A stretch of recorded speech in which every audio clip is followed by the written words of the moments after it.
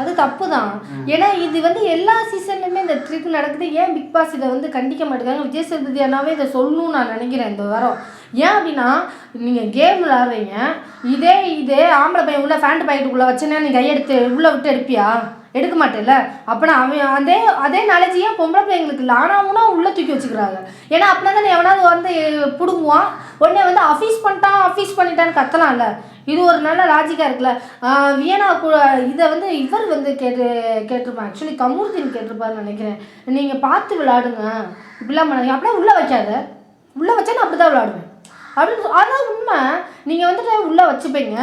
எனக்கு கேள்வி என்னென்னா, ஒன்று கேம் விளாட்றதா நீ உள்ளே வச்சு இருக்கிக்கோ, உன்னை சுற்றி ப்ரொடெக்ட் பண்ண சொல்லு. 7 பேரில் ஒருத்தங்க கையை வச்சிருக்கலாம், மிச்சம் 2 பேர் 3 பேர் சும்மா தானே இருப்பாளுங்க. அவங்கள தூக்கி உங்களை இது பண்ண சொல்லு. அதை விட்டு போட்டு உள்ளே தூக்கி வச்சுக்கிறது, சைடில் சொருகி வச்சுக்கிறது, அப்படின்னா யாராவது வந்து கொடுக்க தான் செய்வாங்க, யாராவது உள்ளே கையை விட்டு எடுக்க தான் செய்வாங்க. அப்படின்னா கை கால் படுதுன்னு சொல்லவே கூடாது. ஒன்று நீங்கள் நியாயமாக விளாடுங்க, இல்லை அப்படின்னா நீங்கள் அநியாயமாக விளாண்டிங்கன்னா ஆப்போசிட் டீம் அநியாயமாக தான் விளாடுங்கிறது தான் என்னோட கேள்வி என்னென்னா, இதே போன சீசன்லேயே நடந்தது. உங்களுக்கு நல்லா தெரியும் நினைக்கிறேன். முத்துக்குமரனை வந்து இருறான்னு சொல்லும்போது நான் அதை பண்ண மாட்டேன்னு சொல்லி முத்துக்குமரன் அவ்வளோ தூரம் நின்னார். இதே மாதிரி எல்லா பசங்களும் நிற்பாங்க நம்ம சொல்ல முடியுமா? சொல்லுங்கள். இப்போ வந்து நான் பரவாயில்ல என்ன ஆனாலும் ஆகிட்டு போகுதுன்னு சொல்லி கையை உள்ளே விட்டு எடுத்தால் என்ன பண்ணுவாங்களாம்? அந்த இடத்துல என்ன மாதிரி ஆகும்? எப்படி போர்ட்ரேட் ஆகும்? உங்களுக்கும் அசிங்கம், அந்த பையனுக்கும் அசிங்கம், பிக் பாஸும் சேர்த்து அசிங்கப்பட்ட மாதிரி ஆயிரும்.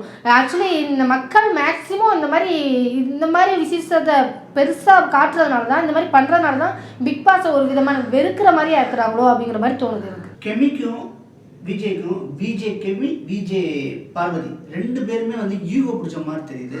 இந்த ஈகோ வந்து பிக் பாஸ் ரசிக்கிறாரா? கண்டிப்பாங்க, அதுதாங்க கேமு. 2 பேருக்கும் பயங்கரமான ஒரு பயங்கர ஈகோ கிளாஸ் இருக்குது. ஆக்சுவலி வந்து இதுக்கு முழுக்க நடுவில் காரணம் யார் பார்த்தீங்கன்னா நம்ம வாட்டர்மெலன் சார் தான். ஏன்னா வாட்டர்மெலன் சாருக்கு வந்து நம்ம விஜய் பார்வதி வந்து பயங்கரமாக சப்போர்ட் பண்ணுறாங்க.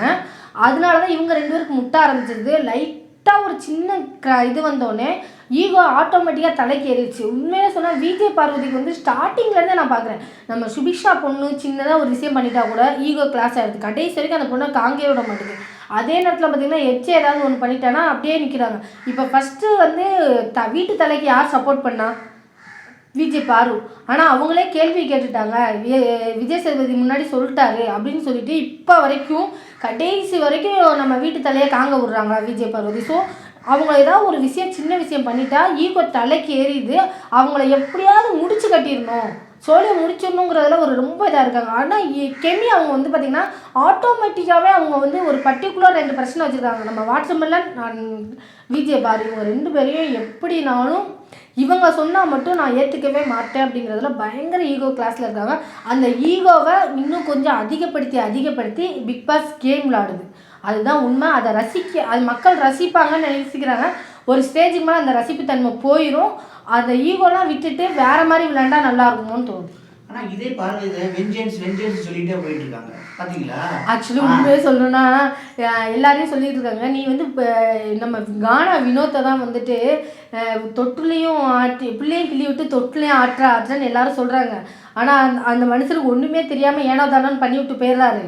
ஆனால் உண்மையே சொல்லணும்னா இந்த பிள்ளையை கிள்ளி விட்டு தொட்டில் ஆட்டுறது யாருன்னு பார்த்தீங்கன்னா விஜய் பாரு தான். ஒரு 2 பேர் எல்லாருக்கூடயும் சண்டை போட்டு எல்லாரும் இப்படித்தான் அப்படிங்கிற மாதிரி போர்ட்ரேட் பண்ண வச்சுட்டு அவங்க தனியாக போய் உட்காந்தோடனே ஒரு 4 பேர் அவங்கள போய் சமாதானப்படுத்துறாங்க. அந்த 4 பேர் அவங்க பக்கமாக இழுக்கிறாங்க. அது நீங்கள் ட்ரை பண்ணிங்கன்னா நல்லா தெரியும். இப்போ பார்த்தீங்கன்னு வச்சுக்கோங்களேன், நம்ம வினோத் சாராக இருக்கட்டும், நம்ம கமருதீன் கூடலாம் பயங்கர க்ளோஸ் ஆகிட்டாங்க. எவ்வளோ பேசினாங்க, அதை ஒரு லிங்க் கொடுக்குறாங்க பார்த்தீங்களா? இவங்க வந்து பக்கா பிளானில் விஜய் பாரு வந்து ஓப்பனாக சொல்லணும்னா உள்ளே இருக்க எல்லாரையும் பொலிட்டிக்கலுங்காங்க. இவங்க தான் பக்கா பொலிட்டிக்கலாக விளாட்றாங்கங்கிறது தான் என்னோட இது. இந்த வாரம் விஜய் சேதுபதி என்னென்னலாம் டாபிக் எடுத்து பேசுறதுக்கு வாய்ப்பு இருக்குது சனிக்கிழமை?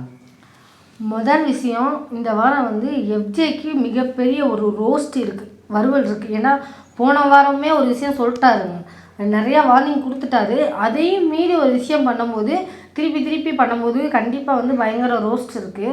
2வது, இந்த வாரம் கமருதீனுக்கு மிகப்பெரிய ஒரு இது இருக்குது. ஏன்னா நிறைய இடத்துல சைலண்ட்டாக இருக்கிற மாதிரி இருக்குது போன வாரம் பண்ணதுக்கான சைலண்ட். ஆனால் அந்த சைலண்ட்லேயும் ஒரு சில விஷயங்கள், ஏன்னா போன வாரமும் ஒரு விஷயம் சொன்னோம், அந்த பாடி ஷேமிங்காக இருக்கட்டும், கெட்ட வார்த்தை பேசுகிறதா இருக்கட்டும், இதெல்லாம் இருக்கக்கூடாதுங்கிறத தெளிவாக சொல்லியிருந்தாங்க.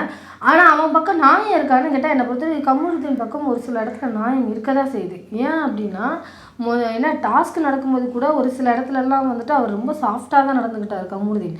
ஆனால் ஒரு கேள்வி கேட்கும்போது இப்போ நான் வந்து விஜய் பார்வதியை இப்போ வேற ஒருத்தருக்கு இப்போ எஃப்ஜேக்கும் வினோத்துக்கும் சண்டைன்னு வச்சுக்கோங்களேன். இவங்க 2 பேருக்குள்ளேயும் ஒரு அண்டர்ஸ்டாண்டிங்கில் நாங்கள் 2 பேரும் பேசிக்கிறோம் அப்படின்னு சொன்னால் மட்டும் அப்போ மட்டும் பார்வதி அவங்க 2 பேரும் என்னமோ பேசி தீர்த்துக்கிட்டோம் அப்படிங்கிறாங்களே. அதே இது வாட்டர்மெலன் சாருக்கும் கமருதீனுக்கும் ஒரு பிரச்சனைனா பார்வதி ஊடால வராங்க.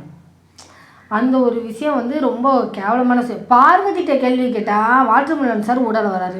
இப்போ மட்டும் 2 பேரும் பேசி தீர்த்துக்கிற அந்த முறை எங்கே போச்சு? முதல் கேள்வி. இந்த கேள்வி வந்து கண்டிப்பாக பார்வதிட்டையும் இருக்கும், வாட்டர்மெலன் சார்ட்டையும் இருக்கும். 2வது டாஸ்கில் வந்து ஒரு முக்கியமான ஒரு விஷயம் என்னென்னா, வாட்டர்மெலன் சார் என்னோட இதை வந்து நான் தான் எடுத்து வச்சிட்டேன் அப்படின்னு சொல்லும்போது அவர் வந்து ஒரு காரி துப்புன மாதிரி ஒரு செயல் பண்ணியிருப்பார் கமருதீன்.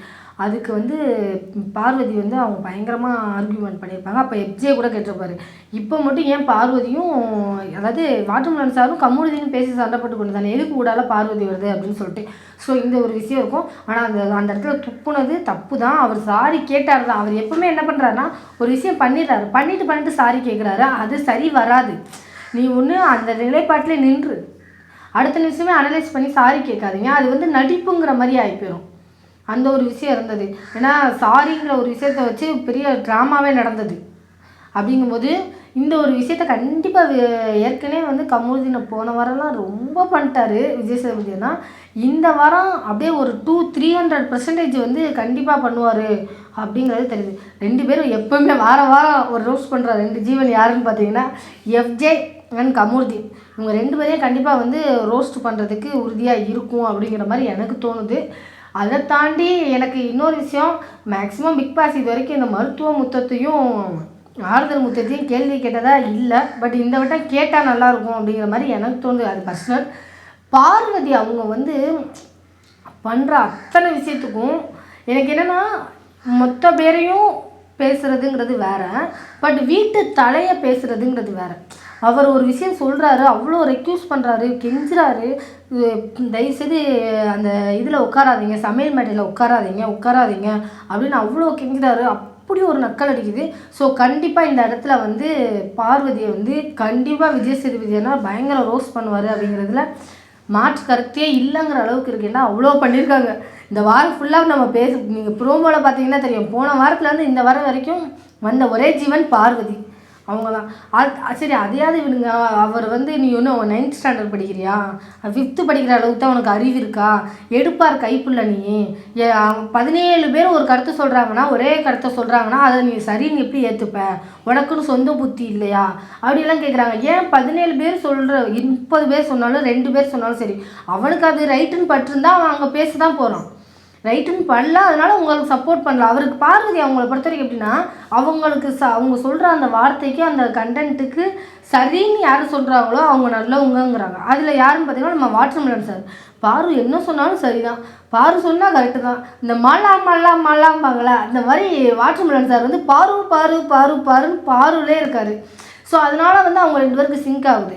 அதே நேரத்தில் பார்த்திங்கன்னா மற்றவங்க வந்து அந்த கருத்து முடியாதுன்னு சொல்லும்போது ஒரு மாதிரி இது பண்ணுறாங்க. ஸோ அந்த விஷயம் கண்டிப்பாக வந்து இந்த 4 பேரை வந்து விஜய் சேதுபதினா பயங்கர ரோஸ்ட் பண்ண போகிறாங்க. அதை தாண்டி அப்சராக்கிட்ட கேள்வி கேட்பாங்கன்னு நினைக்கிறேன். ஏன்னா போன வாரமே சொன்னேன் நீ எங்கே இருக்கன்னே தெரியல, இந்த வாரமாவது நீ அதை பண்ணியிருக்கலாம். ஏன்னா இந்த வாரம் அவங்க தான் வெளில போகிறதுக்கு வாய்ப்புகள் நிறையா இருக்கிற மாதிரி எனக்கு தோணுது.